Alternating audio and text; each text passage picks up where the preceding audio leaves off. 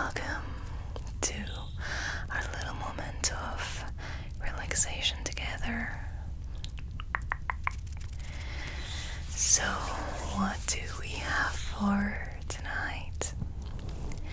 Tonight I wanted to do a very brief yet relaxing video where I would give you language learning tips. Well, if you are a recurring person in the channel, a recurring viewer, you will know that I speak 3 languages fluently. So, Spanish as my mother tongue, English, and French. I also dabble in German. I can understand it very well, and I have a very basic level of Japanese, but I must admit that my listening and my speaking are way better than my writing in Japanese. But honestly, that tends to happen. Writing is the worst part of learning a language. Why do I know these tips? Well, first of all, they are basically how I learned languages and how I got to being proficient in them. And second of all, as you may or may not know, I am a philologist. So, what is a philologist? A philologist is a person who, among other things, studies a language. Okay, so yeah, I thought I would make this video because many people get discouraged at the daunting task of learning a whole new language, and they tend to maybe expect perfection way too soon. And I think that once I give you my tips, you will realize that learning a language isn't as complex as it sounds. Okay, so I have my handy dandy remarkable here, and here you have my actual language learning tips. So, let's begin by number 1. Number 1 is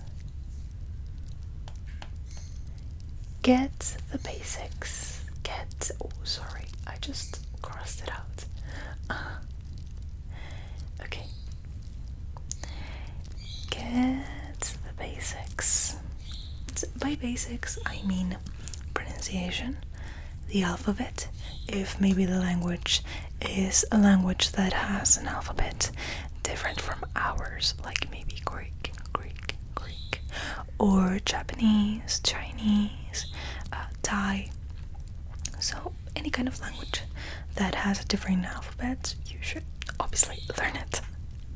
Learn to read it, get comfortable with reading it, so on and so forth. And then you should get your basics in grammar and vocabulary. What do I mean by basics in grammar?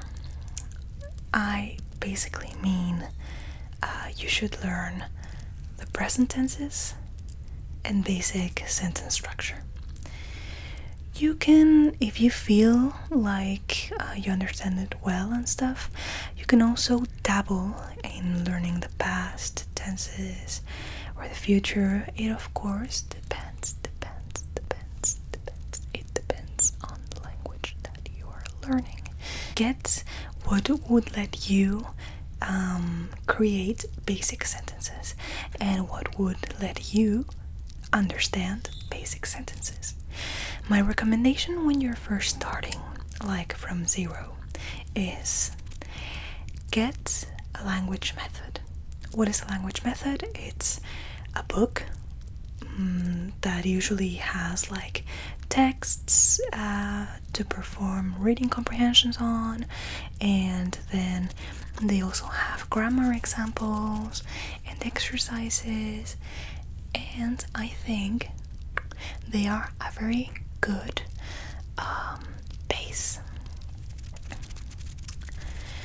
so that you can build your tool set. You have to think of language as a tool set and as a tool. So what is better when it comes to learning a language is being able to communicate and being able to receive information. You will have plenty of time to grow proficient in the language, but as a beginner you should focus on understanding and being able to infer and to be able to express meaning. Okay. Bit by bit you will be able to get a basic tool set that may help you understand things like maybe children's books. Like my second tip, which is read. I didn't do much there. Why is it my second tip? We get most of our vocabulary from reading, even in our native tongue. I'm sure you have noticed that whenever you meet someone, you can kind of know whether they read a lot or not, and the kind of books that they read, if they do read, just by listening to them speak. Of course, there are many cases where it isn't really the case. Me, for example, I read a lot, and really, I mean a lot. But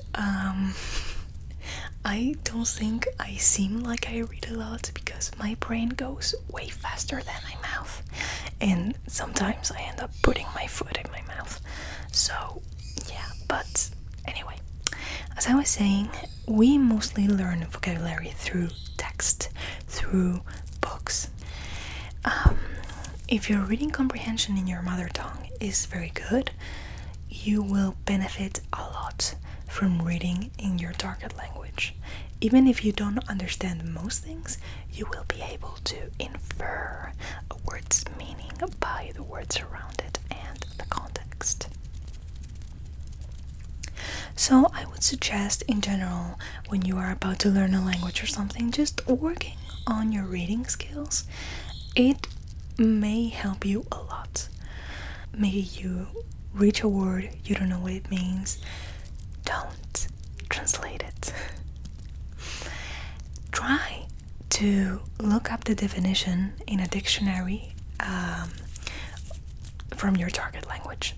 So if we were talking about French, we would say, okay, just look it up in Le Petit Robert or in a Larousse dictionary. Okay, and yeah, try to look at the definition first and try to make sense of the definition. If that doesn't work, and this also applies to words in the definition that you don't understand, keep looking the definitions up. If you end up really not knowing what the word means, then you can translate it. But try not to translate too much. Try not to translate too much. Because the main thing that you want when learning a new language is getting your brain used to working in that language, to thinking in that language, to living in that language, and even dreaming in that language. Then you have my third tip, which is listen.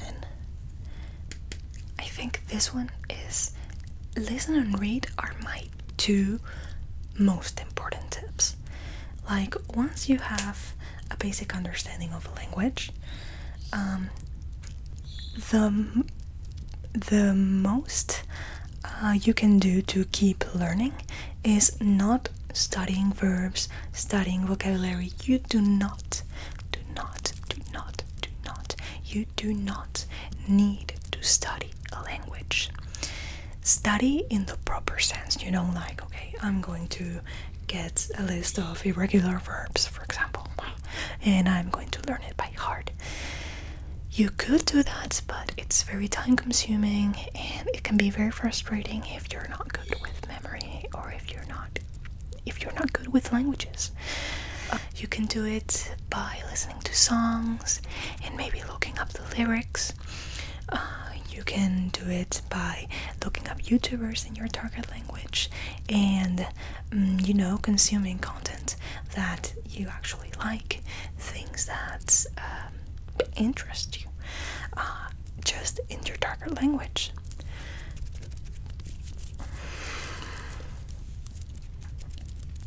And if you're lucky, these creators will caption their videos, so you can kind of follow what they say. And you can also watch series and films. And my biggest tip, I feel like I'm completely abusing that word, but my biggest tip when it comes to watching films or series and stuff, watch with subtitles on, but in the target language. Okay, so let's say you are watching a film in French because you want to learn French. You would put the subtitles in French. This is very useful because it will help you make a connection between the spoken form, so the pronunciation of a word, and how it is written. Use it.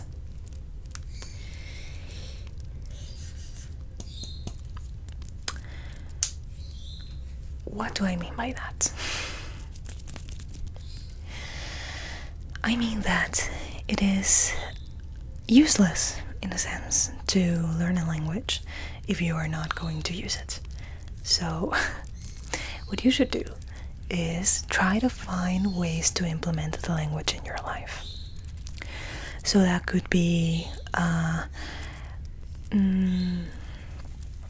setting your phone to that target language, or setting your game console to that target language, gaming in that target language. For example, I do that all the time.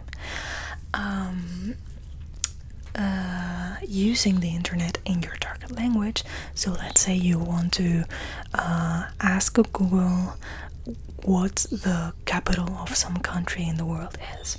Well, instead of looking for it in your native language, you look for it in your target language, and you start to bit by bit get into the internet sphere of your target language. You can also give yourself an interview. I did that all the time, especially as a teenager. Maybe it was because I'm a bit, but it's fun. It's I don't know. You should always use language in something that gives you joy. So focus on doing with language rather than just, observing. And observing is cool because that's like 80% of how you are going to acquire the vocabulary and stuff like that, but you have to put it into practice. And these are the ways that I usually do it. Maybe even just looking at memes in your target language. Let me say, if you are able to understand memes in your target language, that's a flex.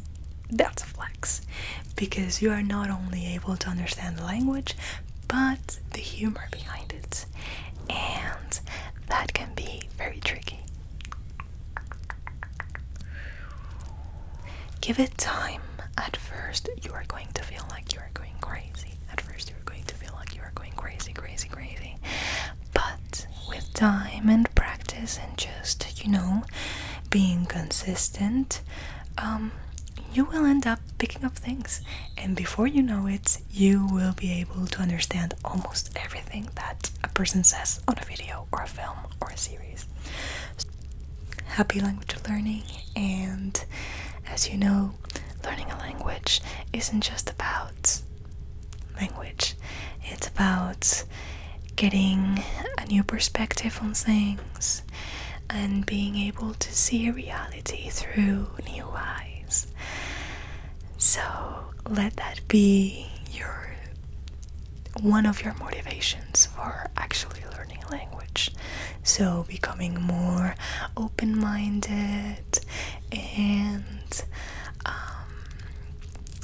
just more worldly, being able to know other cultures and other languages. I think it's one of the beautiful things of being human, that we are all so different and so diverse. There is so much beauty and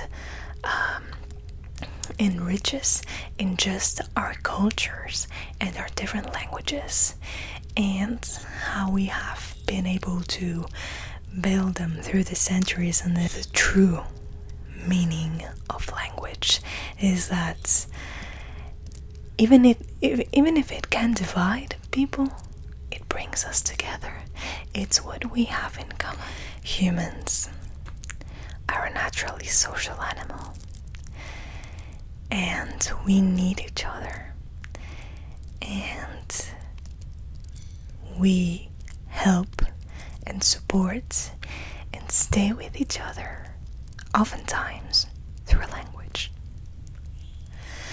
So with that little thought, let's put it like that, let's be basic. With that thought, I do say goodbye, and I hope that you will have very, very, very, very sweet dreams.